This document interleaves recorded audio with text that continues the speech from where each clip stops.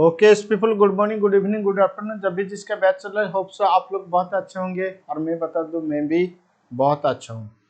Decision making का concept को हम आगे लेके जाएंगे, ठीक है। इलस्ट्रेशन 11 तक हम ऑलरेडी सॉल्व कर चुके हैं। आज के क्लास में हम और थोड़ा प्रॉब्लम सॉल्व करेंगे। तो आइए आज के क्लास शुरू करते हैं इलस्ट्रेशन 12 से। तो फटाफट रीड करो इलस्ट्रेशन 12, ठीक है। बहुत आसान क्वेश्चन है। जो भी कंसेप्ट मैंने पढ़ाया था सारे कंसेप्ट लगेगा इसमें। चलो रीड करो। Acrylate limited manufacture and sell 4 types of product under the brand name of A B C and D. मतलब मेरा चार product A product B product C and D. Sales mix in volume, sales mix in value 33.1/3%, 41.2/3%, 16.2/3% and 8.1/3%। Product A B C and D के लिए total budgeted cell आपका 60,000 per month. तो budgeted cell आपका per month 60,000, ठीक है। हाँ, operating cost क्या दिया? वेरिएबल कॉस्ट प्रोडक्ट ए का 60% of selling price, product B का 68% of selling price, product C का 80% of selling price and product D का 40% of selling price. Fix cost बोला 14,700, fix cost 14,700 per month. Calculate the break even point for the product on overall basis, calculate the break even point for the product on overall basis. फिर बोला also calculate break even point if sales mix is change as follows. बेटा ये जो decision making का chapter, इसमें तुम्हारा पूरा का पूरा मार्जिनल कॉस्टिंग का रिवीजन हो जाएगा, क्योंकि ये जो क्वेश्चन डिसीजन मेकिंग में जो क्वेश्चन आता है वो मार्जिनल कॉस्टिंग का, ब्रेक इवन पॉइंट कैलकुलेशन वाला concept, PV ratio concept, margin safety concept, ये सारे कंसेप्ट लगता है। तो इसीलिए हम डिसीजन मेकिंग के चैप्टर में मार्जिनल कॉस्टिंग को पूरी तरह से रिवाइज कर देंगे, ठीक है। आप बोलेंगे सर मैंने तो मार्जिनल कॉस्टिंग का रिवीजन करके नहीं आया। बेटा रिवीजन करना कोई भी दरकार नहीं होगा, क्योंकि मैं डिसीजन मेकिंग का क्वेश्चन ऐसे सिलेक्ट किया हूं, ये डिसीजन मेकिंग क्वेश्चन में तुम्हारा मार्जिनल कॉस्टिंग का पूरा कंसेप्ट रिवीजन हो जाएगा, ठीक है। चलो हमें पहले कैलकुलेशन करना है कि break even point on overall basis. हमें कैलकुलेशन करना है कि break even point on overall basis, तो ठीक है। चलो तो सबसे पहले हम पीवी रेशियो कैलकुलेशन करेंगे, क्योंकि ब्रेक इवन पॉइंट का फॉर्मूला होता है fix cost divide by PV ratio. Break even point का फॉर्मूला होता है fix cost divide by PV ratio. तो इसीलिए सबसे पहले हम पीवी रेशियो कैलकुलेशन करेंगे डिफरेंट मिक्स का। तो चलो लिखो calculation of overall PV ratio, calculation of overall PV ratio, तो ठीक है। ओके, पर्टिकुलर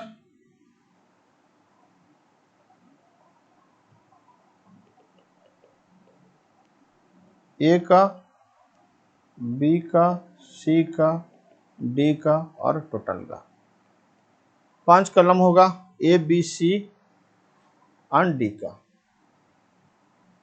बोलो सेल्स, तुम्हारा टोटल सेल्स कितना होगा? 60,000।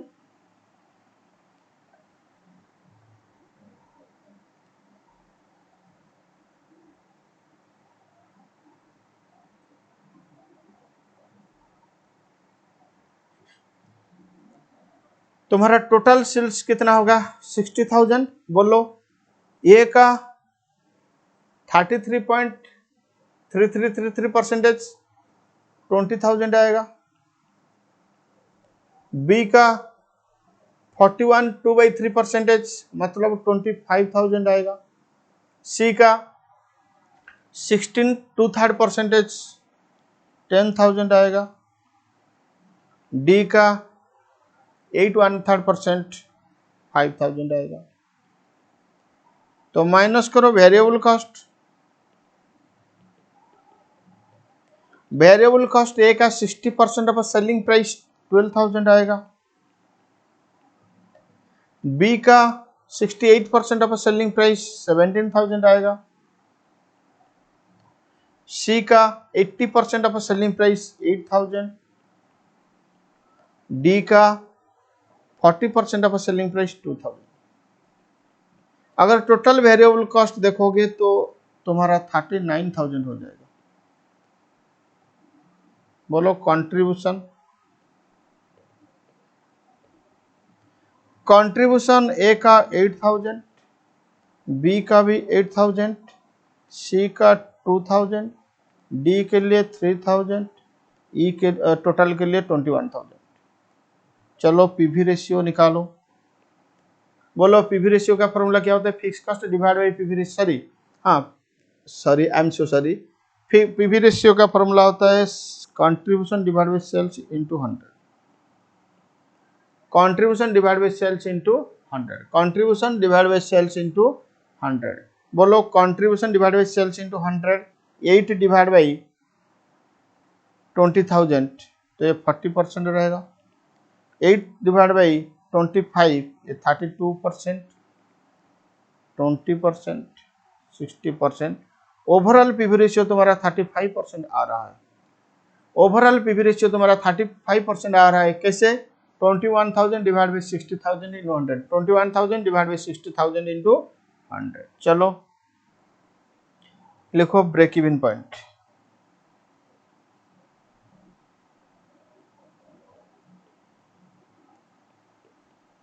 Break even sales is equal to fix cost divide by PV ratio. बोलो फिक्स कॉस्ट कितना? 14,700 डिवाइड बाई पीवी रेशियो 35%। क्योंकि तुम्हें ओवरऑल ब्रेक इवन पॉइंट चाहिए तो ओवरऑल ब्रेक इवन पॉइंट तुम्हारा 42,000 हो जाएगा।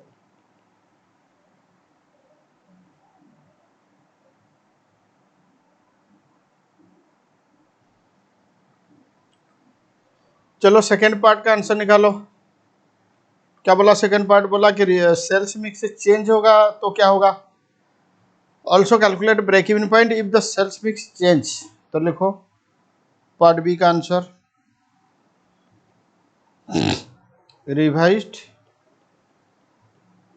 Break even point particular A B C D total. Particular A B C D total. ठीक है। चलो सेल्स मिक्स चेंज हो जाएगा। ए का होगा 25%, बी का 40%, सी का 30%, डी का 5%। बोलो सेल्स टोटल तो 60 रहेगा। ए का 25% 15,000, बी का 40% 24,000, सी का 18,000, डी का 3,000। माइनस करो वेरिएबल कॉस्ट।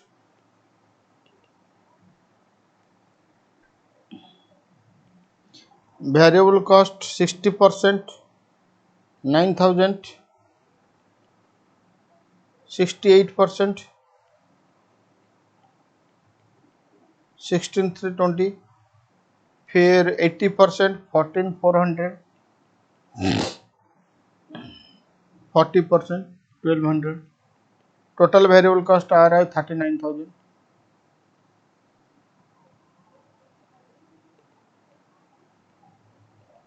बोलो कंट्रीब्यूशन 6,000,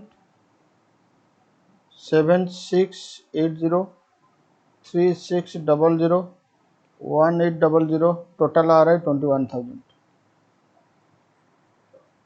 टोटल आ रहा है 21,000 कंट्रीब्यूशन।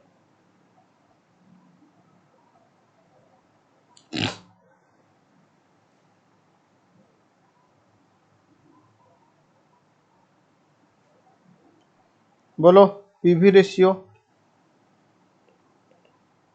ओवरऑल बेसिस में हम कैलकुलेशन करते हैं 21,000 डिवाइड बाई 60,000 इंटू 100। बोलो कंट्री पीवी रेशियो क्या आएगा? 21,000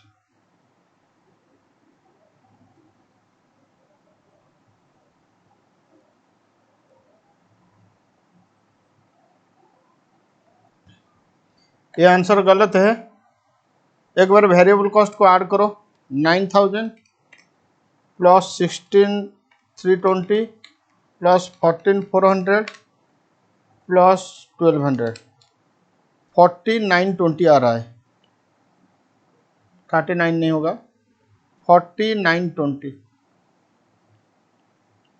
तो तुम्हारा कंट्रीब्यूशन आ जाएगा और 21,000 नहीं रहेगा, 19,080।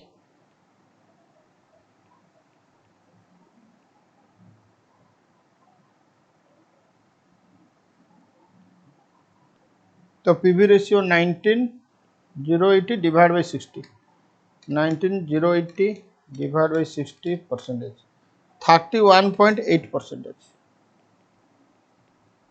तो बोलो break even point is equal to fix cost divide by PV ratio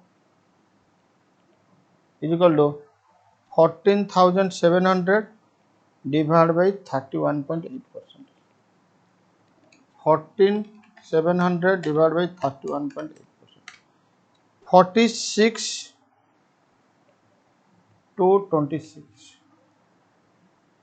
तो तुम्हारा ओवरऑल पीवी रेशियो आ जाएगा 46:26। ठीक है। इलुस्ट्रेशन 13 रीड करो।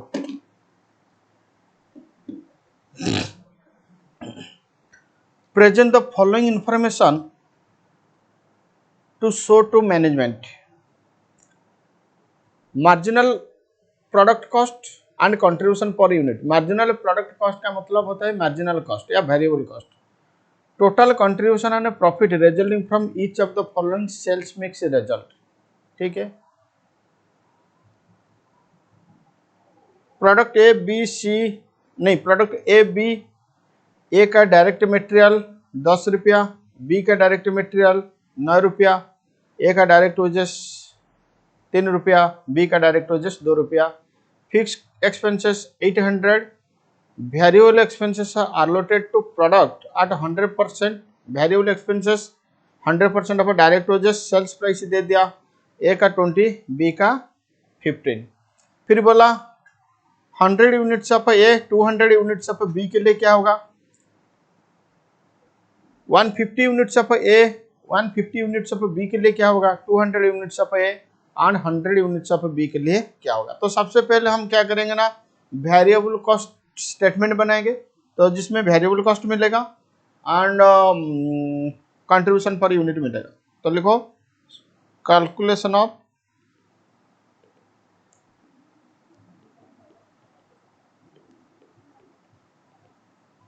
Contribution per unit. बोलो ए के लिए, बी के लिए। सेलिंग प्राइस ए का कितना,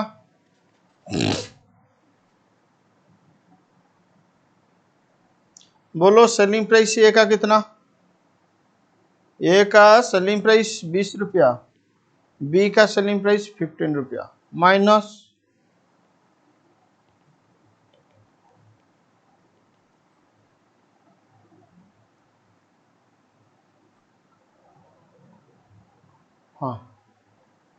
माइनस वेरिएबल कॉस्ट। तो वेरिएबल कॉस्ट में क्या आएगा, डायरेक्ट मटेरियल आएगा,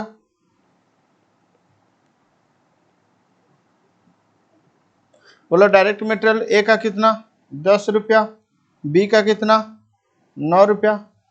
फिर डायरेक्ट वेजेस आएगा, बोलो डायरेक्ट वेजेस ए का कितना 3 रुपया, बी का 2 रुपया। वेरिएबल एक्सपेंसेस आएगा, वेरिएबल एक्सपेंसेस, बोलो वेरिएबल एक्सपेंसेस कितना 100% ऑफ डायरेक्ट वेजेस 3 2। इसका मार्जिनल कॉस्ट या वेरिएबल कॉस्ट हो जाएगा 15, इसका हो जाएगा 9 + 2 11 + 2 13। अब बोलो contribution per unit 5 2, contribution per unit आ जाएगा तुम्हारा, क्या हुआ, ये 16 होगा, ये 4 होगा।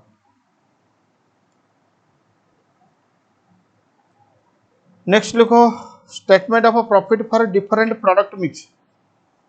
नेक्स्ट लिखो statement of profit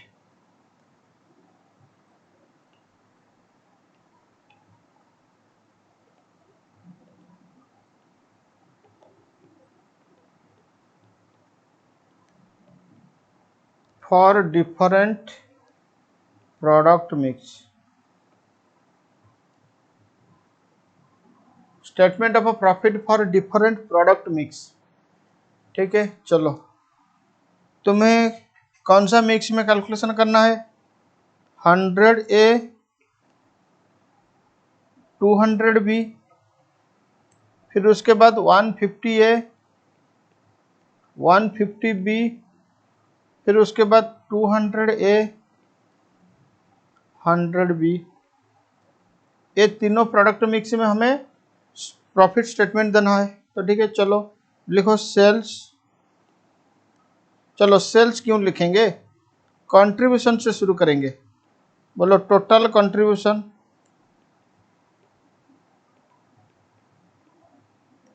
total contribution 100 into 4 plus 200 into 2 800, 150 into 4 plus 150 into 2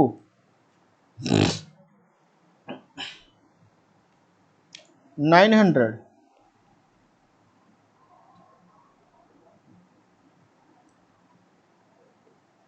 200 into 4 100 into 2 1000। Total contribution हो गया। माइनस करो फिक्स कॉस्ट,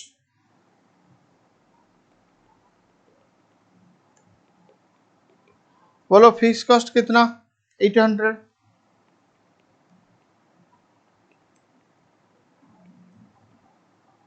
प्रॉफिट 0 100 200।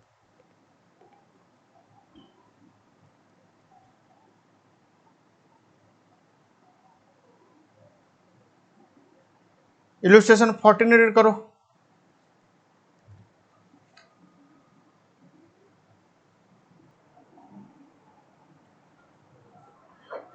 ठीक है, रीड करो इलस्ट्रेशन 14 रीड करो। The following particulars extracted from the records of a company. Product A, product B, sales 100 120, consumption of material 2 kg 3 kg, material cost 10 15, direct wages 15 रुपया 10 रुपया, direct expenses 5 6, machine hour use 3 घंटा 2 घंटा, overhead expenses fix overhead variable overhead, direct wages per hour ₹5। comment on the profitability of each product, both use the same raw material. When total sales potential in units is limited, total sales potential in value is limited, raw material is in short supply, production capacity is the limiting factor. B, using raw material as the key factor, available raw material is 10,000 kg and each product cannot be sold more than 3,500. Find out the product mix which will yield the maximum profit। बेटा ये तुम्हारा limiting factor का question, ठीक है। हाँ, point number एक क्या कह रहा है? पॉइंट नंबर एक कह रहा है कि अगर सेल्स यूनिट लिमिटेड रहा तो किसको रैंक 1 मिलेगा, किसको रैंक 2 मिलेगा। पॉइंट नंबर 2 कह रहा है कि अगर सेल्स का वैल्यू लिमिटेड रहा तो किसको रैंक 1 मिलेगा, किसको रैंक 2 मिलेगा। पॉइंट नंबर 3 कह रहा है कि अगर रॉ मटेरियल शॉर्ट सप्लाई तो किसको रैंक 1 मिलेगा, किसको रैंक 2 मिलेगा। पॉइंट नंबर 4 बोल रहा है कि अगर प्रोडक्शन कैपेसिटी लिमिटिंग फैक्टर तो किसको रैंक 1, किसको रैंक 2। बी बोलता है कि अगर 10,000 kg अवेलेबल है तुम कैसे डिस्ट्रीब्यूशन करोगे। तो ठीक है, इसका मतलब ये लिमिटिंग फैक्टर का स्टेप लगेगा इस क्वेश्चन के लिए। तो लिखो पॉइंट नंबर ए का answer, statement of ranking, statement of ranking, ठीक है, ओके। प्रोडक्ट ए का, प्रोडक्ट बी का, बोलो सेलिंग प्राइस कितना, 100, 120, हाँ, minus variable cost. Variable cost में पहला आएगा मटेरियल, मटेरियल 10 रुपया, 15 रुपया। मटेरियल के बाद डायरेक्ट वेजेस,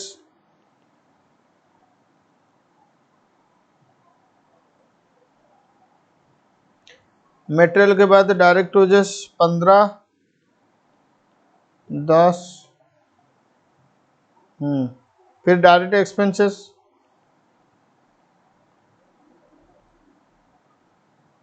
डायरेक्ट एक्सपेंसेस 5, 6,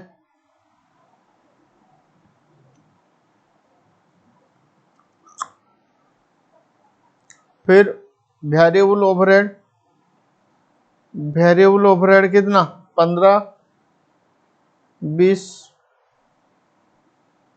ठीक है। चलो बोलो कंट्रीब्यूशन पर यूनिट कितना आएगा,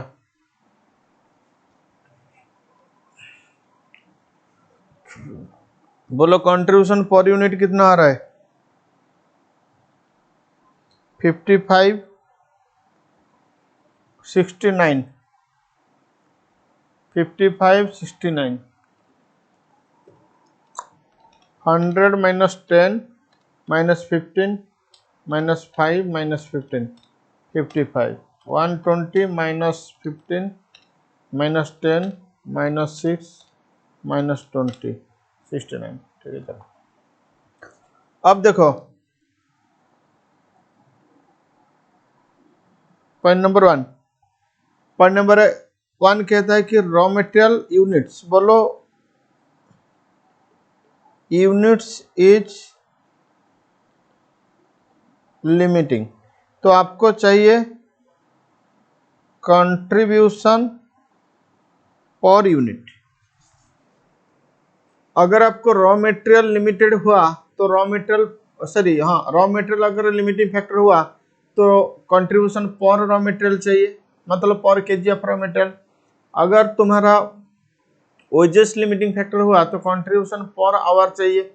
अगर तुम्हारा मशीन आवर लिमिटिंग फैक्टर हुआ तो कंट्रीब्यूशन पर मशीन आवर चाहिए, ठीक है। इसका मतलब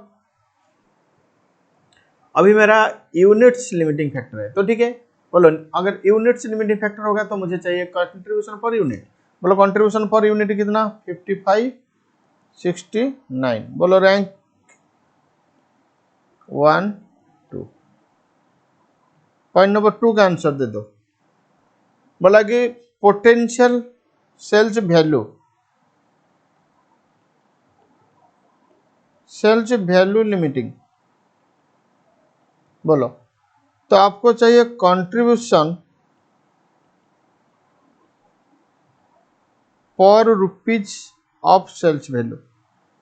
बोलो कंट्रीब्यूशन 55, सेलिंग प्राइस कितना, इसका फॉर्मूला हो जाएगा कंट्रीब्यूशन पर यूनिट, इसका फॉर्मूला हो जाएगा contribution per unit divide by selling price, क्योंकि सेलिंग प्राइस के टर्म में हम कंट्रीब्यूशन एक्सप्रेस करेंगे। तो कंट्रीब्यूशन कितना 55, सेलिंग प्राइस कितना 100, इज इक्वल टू कितना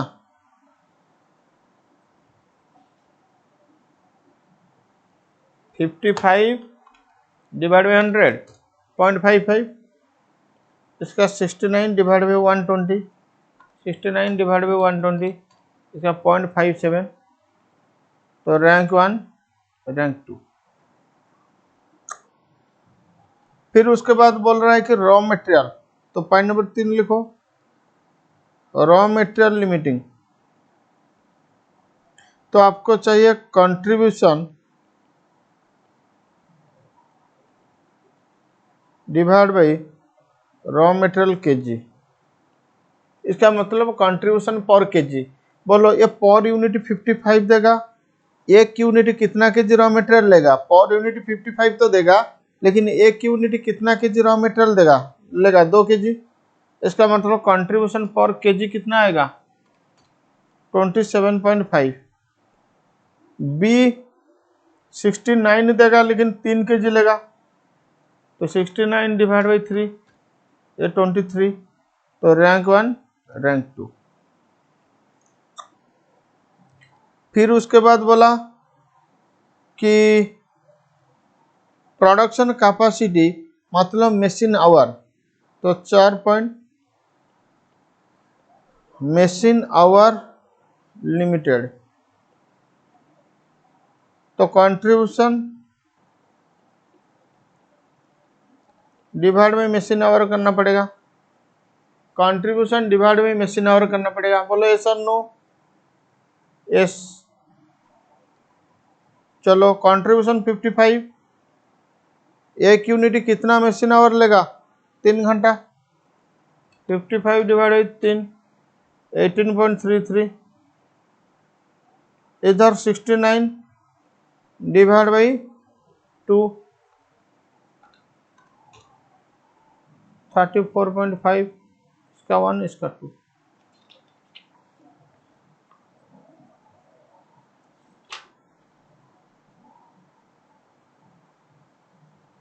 चलो प्रॉफिटेबिलिटी हो गया। फिर पॉइंट नंबर बी देखो, बोला कि रॉ मटेरियल अवेलेबल, लिखो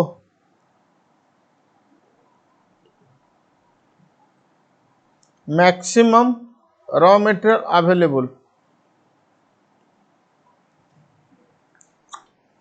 बोलो मैक्सिमम रॉ मटेरियल अवेलेबल, तो रॉ मटेरियल अवेलेबल कितना? 10,000 केजी। ठीक है।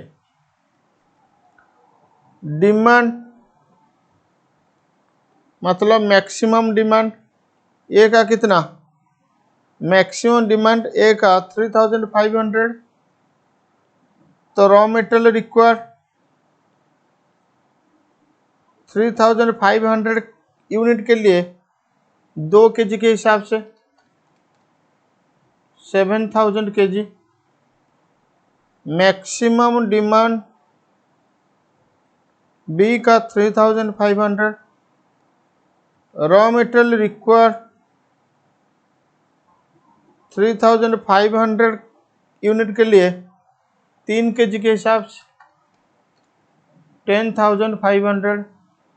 टोटल रॉ मटेरियल तुम्हें चाहिए, टोटल रॉ मटेरियल तुम्हें चाहिए 17,500 केजी।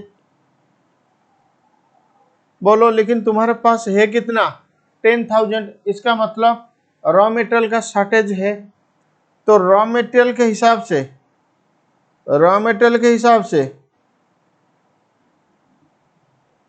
ए का रैंक 1, बी का रैंक 2। इसका मतलब हम पहले ए बनाएंगे, अगर रॉ मटेरियल बचेगा तो बी बनाएंगे। तो ठीक है, चलो लिखो calculation of possible production.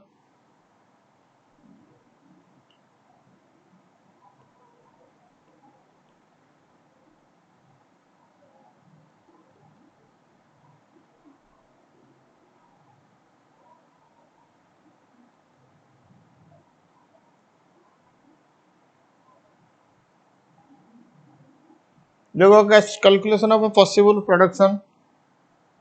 Product पहले किसको बनाओगे? ए। बोलो इसका डिमांड कितना? 3,500। रॉ मटेरियल रिक्वायर कितना? 3,500 यूनिट्स के लिए तुम्हें रॉ मटेरियल चाहिए 2 केजी पर यूनिट। इसका मतलब 7,000। तो ठीक है, तुम्हारे पास रॉ मटेरियल है 10,000, तुम्हारे पास रॉ मटेरियल है 10,000। इसका मतलब तुम ए को 7,000 एलोकेट कर सकते हो। तो प्रोडक्शन कितना होगा ए का? प्रोडक्शन 3500 हो पाएगा। बी के पास चलो, डिमांड तो 3500, लेकिन तुम 3500 के लिए तुम्हें रॉ मटेरियल चाहिए कितना? 3500 के लिए तुम्हें रॉ मटेरियल चाहिए 10,500, लेकिन तुम्हारे पास 3000 तो है ना, तो तुम 3000 अलोकेट कर सकते हो। तुम 3000 अलोकेट कर सकते हो। अगर तुम 3000 अलोकेट करोगे, ये बी तो पर यूनिट 3 kg लेगा, बी तो पर यूनिट 3 kg लेगा, तो 3000 kg में तुम 1000 यूनिट प्रोडक्शन कर सकते हो। कैसे? 3000 डिवाइड बाई 3 kg। इसका मतलब तुम्हारा प्रोडक्शन ए हो सकता है कितना? ए का प्रोडक्शन तुम कर सकते हो, ए कर सकते हो 3500, बी पॉसिबल होगा 1000, इससे ज़्यादा और नहीं होगा। अगर इसको चेंज करके और कुछ बनाओगे तो तुम्हारा प्रॉफिट कम होगा या कंट्रीब्यूशन कम आएगा। हो गया? Yes sir. इल्यूस्ट्रेशन 15 रीड करो।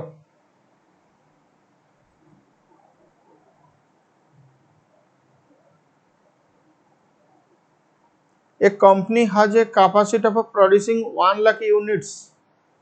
हम 1 लाख यूनिट्स प्रोडक्शन कर सकते हैं of a certain product in a month. एक महीने में हम 1 लाख यूनिट्स प्रोडक्शन कर सकते हैं। The sales department report that the following schedule of sales price is possible. 60%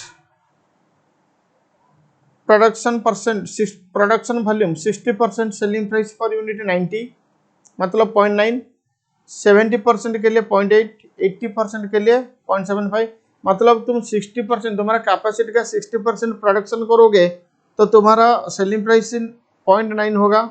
अगर ज़्यादा प्रोडक्शन करोगे तो सेलिंग प्राइस कम करना पड़ेगा, तो 0.70% कैपेसिटी यूटिलाइजेशन होगा तो 0.8, 80% कैपेसिटी यूटिलाइजेशन होगा तो 0.75, 90% कैपेसिटी यूटिलाइज होगा तो 0.67, 100% कैपेसिटी यूटिलाइजेशन होगा तो 0.61। The variable cost of manufacture between these level 15 पैसा per unit. The variable cost of manufacture between these level, इस लेवल के लिए तुम्हारा वेरिएबल कॉस्ट कितना? 15 पैसा। वेरिएबल कॉस्ट पर यूनिट आएगा 15 पैसा। फिक्स कॉस्ट तुम्हारा 40,000। Prepare statement showing incremental revenue and differential cost at each stage. At which volume of production will the profit be maximum? तुम्हें सारे कैपेसिटी का प्रॉफिट कैलकुलेशन करना है और तुमको बताना है कि हाँ ए वॉल्यूम, मतलब ये कैपेसिटी यूटिलाइजेशन में हमारा प्रॉफिट मैक्सिमम रहेगा। इसका मतलब हमें एक स्टेटमेंट बनाना पड़ेगा, each and every capacity utilization के लिए प्रॉफिट कितना आएगा। हमें एक स्टेटमेंट बनाना पड़ेगा, each and every capacity utilization के लिए प्रॉफिट कितना आएगा। तो लिखो profitability statement.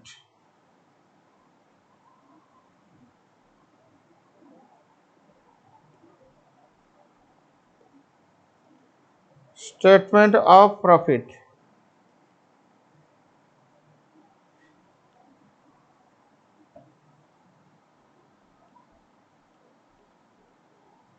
Capacity, units, sales, variable cost, हाँ,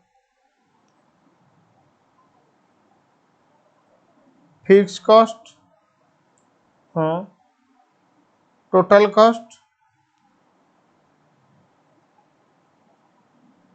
डिफरेंशियल कॉस्ट, डिफरेंशियल रेवेन्यू।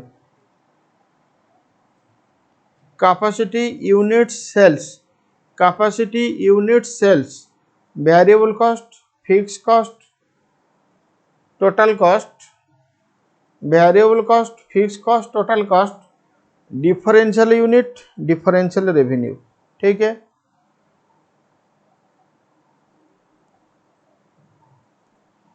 बोलो। से कैपेसिटी 60%, 60% तुम्हारा 100% कैपेसिटी में 1 लाख यूनिट्स हो पाएगा। 100% कैपेसिटी में 1 लाख यूनिट्स हो पाएगा, तो 60% कैपेसिटी में तुम्हारा 60,000 यूनिट होगा।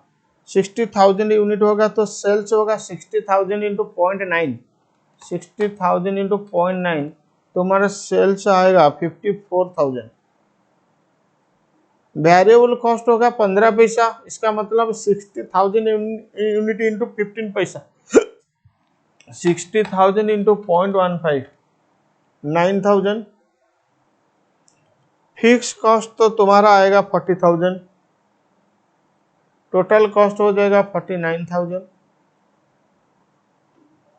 डिफरेंशियल कॉस्ट फर्स्ट लेवल के लिए हम नहीं कैलकुलेशन नहीं कर पाएंगे, क्योंकि डिफरेंशियल कॉस्ट का मतलब दो लेवल में जो डिफरेंस होता है उसको कहते हैं। तो पहला 60% के लिए कैलकुलेशन नहीं हो पाएगा। फिर उसके बाद 70%, 70% में 70,000 होगा यूनिट्स। 70,000 को तुम 0.8 में बेचोगे तो 56,000 होगा। हाँ, 70,000 इंटू 0.15 10,500 होगा। फिक्स कॉस्ट तो 40,000, टोटल कॉस्ट हो जाएगा 50,500। टोटल कॉस्ट होगा तुम्हारा 50,500। बोलो 60% और 70% के लिए डिफरेंशियल कॉस्ट कितना होगा? डिफरेंशियल कॉस्ट 50,500 माइनस 49,000, ये होगा 1,500 रुपये का डिफरेंस। डिफरेंशियल रेवेन्यू कितना? 2,000।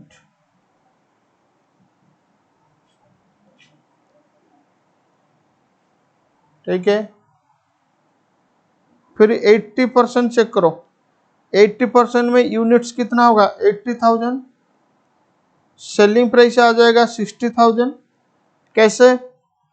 80,000 इंटू 0.75, वेरिएबल कॉस्ट होगा 80,000 into 0.65, sorry 0.15, 80,000 into 15, variable cost होगा 12,000, फिक्स कॉस्ट तो 40,000, टोटल कॉस्ट 52,000।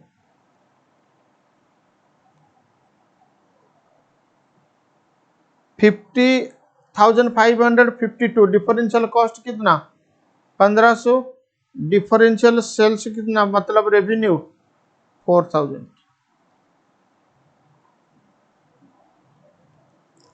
नाइन्टी परसेंट में चेक करो। 90% में सेल्स आएगा 90,000, मतलब क्वांटिटी आएगा 90,000। 90,000 को 0.67 तो 60,300। 90,000 को 0.67 60,300। वेरिएबल कॉस्ट आएगा 13,500, फिक्स कॉस्ट 40,000, टोटल कॉस्ट हो जाएगा 53,500। बोलो डिफरेंशियल कॉस्ट कितना? 1,500। डिफरेंशियल रेवेन्यू कितना? 300। 100% में क्या होगा? 1 लाख। 1 लाख को 0.61 मतलब 61,000। 61,000, 15,000 का वेरिएबल कॉस्ट आएगा, 40,000 का फिक्स कॉस्ट आएगा, 55 आ जाएगा। डिफरेंशियल कितना? 1,500। डिफरेंशियल रेवेन्यू कितना? 700। बोलो कहाँ हर लेवल में डिफरेंशियल कॉस्ट तो 1,500 रुपया, लेकिन जहां डिफरेंशियल रेवेन्यू ज्यादा होगा वहां तुम्हारा प्रॉफिट ज्यादा होगा। इसका मतलब 80% लेवल में तुम्हारा प्रॉफिट मैक्सिमम आएगा। 80% लेवल में तुम्हारा प्रॉफिट मैक्सिमम आएगा, क्योंकि डिफरेंशियल कॉस्ट और डिफरेंशियल रेवेन्यू इस दोनों का डिफरेंस, मतलब तुम क्या करो ना, डिफरेंशियल रेवेन्यू माइनस करो डिफरेंशियल कॉस्ट, जहां रिजल्ट मैक्सिमम आएगा वहां प्रॉफिट मैक्सिमम होगा, मतलब नेट डिफरेंशियल रेवेन्यू। तो बोलो क्या लिखना है? देखो from the above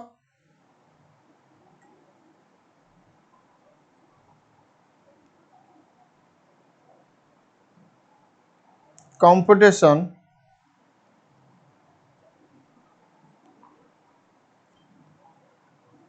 it was found that the net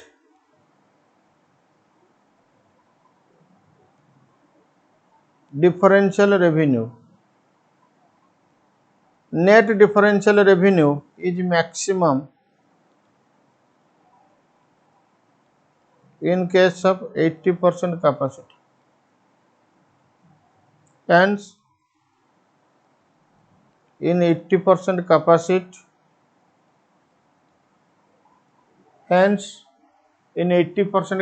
profit will be maximum.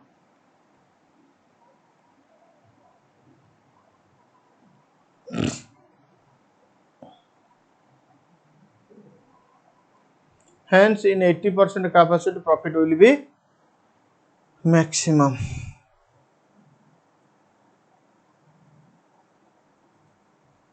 Illustration 16 read करो.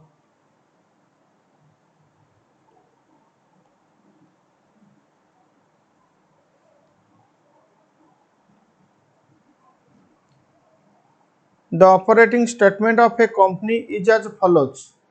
The operating statement of a company is as follows. Sales 80,000 at the rate of 15 each.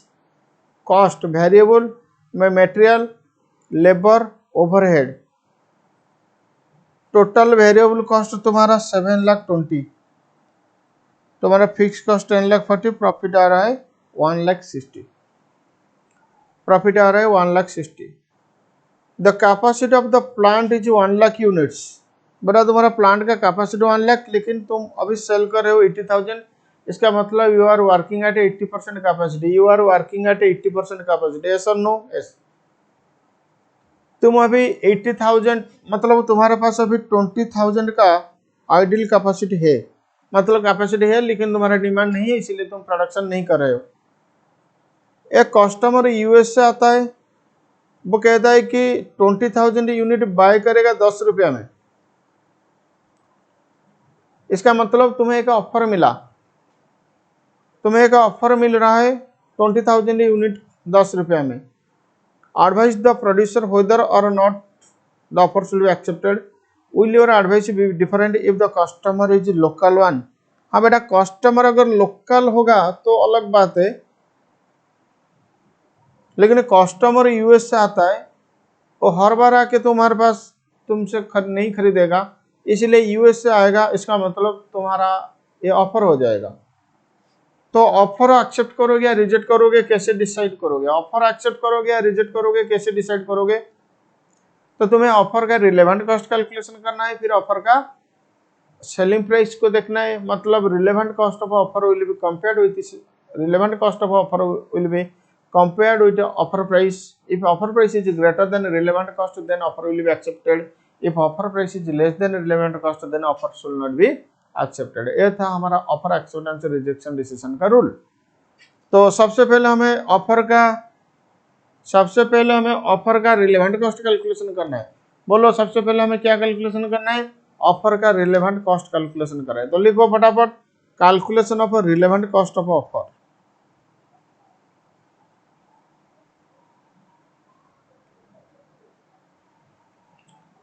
लिखो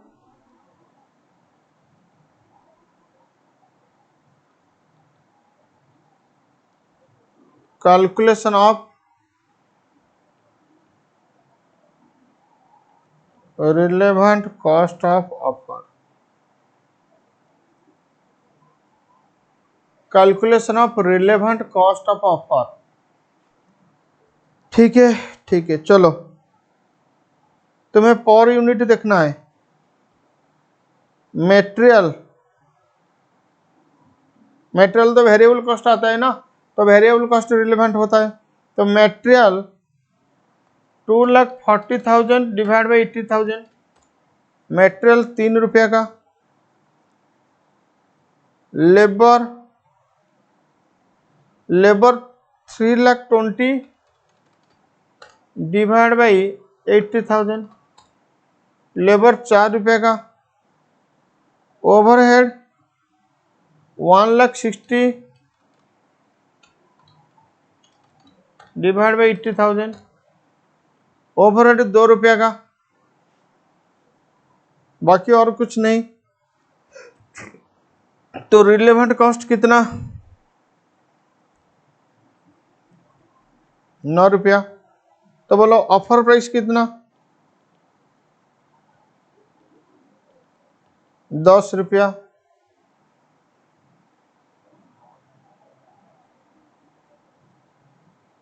देखो since offer price greater than relevant cost, offer should be accepted.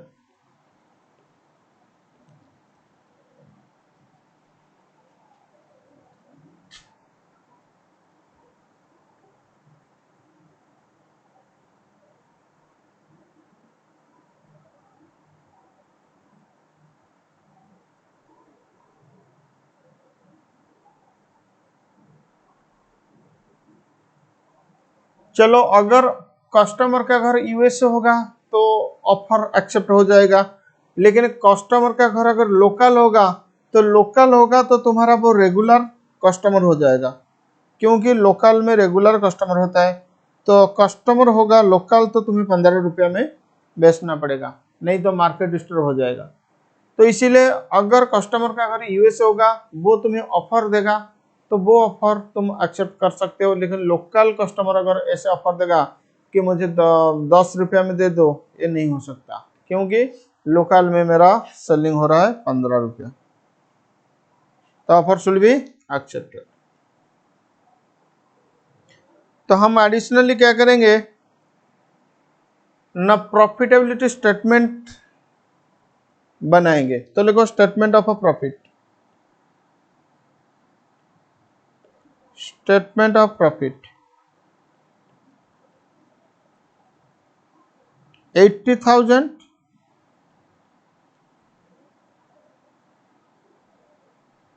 ये 20,000 मतलब offer का, ये total का, क्योंकि offer में मेरा फायदा होगा। मैंने एक क्वेश्चन आपको ऐसे सॉल्व किया था ना, एक पिछले एक क्वेश्चन ऐसे मैंने सॉल्व करवाया था। तो ऑफर में हमारा फायदा होगा। बोलो सेल्स कितना होगा, 80,000 इंटू 15, 12 लाख, लेकिन ऑफर का होगा 20,000 इंटू 10, 2 लाख, टोटल हो जाएगा 14 लाख। माइनस करो मटेरियल कॉस्ट, मटेरियल तो 3 रुपया था, तो इधर आएगा 2,40,000, इधर आएगा 60, हो जाएगा 3 लाख।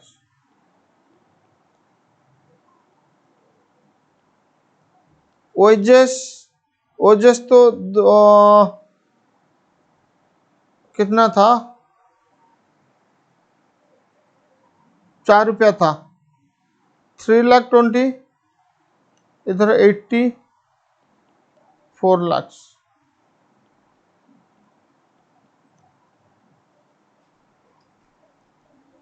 ओवरहेड, ओवरहेड 2 रुपया का था, 1,60,000, 40, 2 lakh.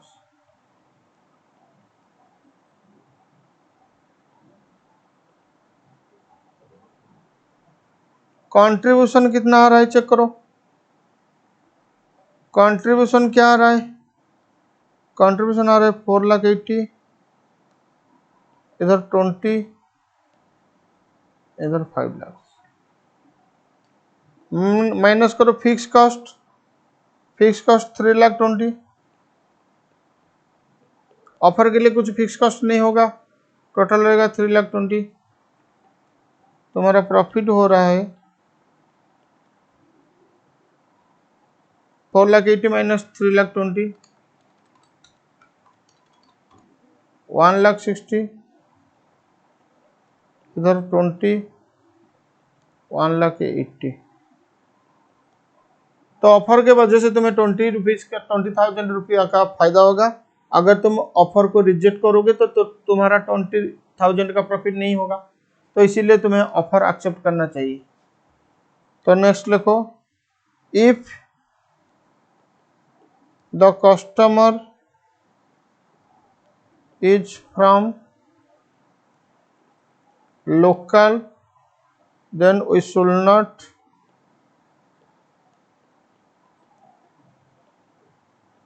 accept the proposal. Here we should sell at rupees 15. Here we should sell at rupees 15. ठीक है।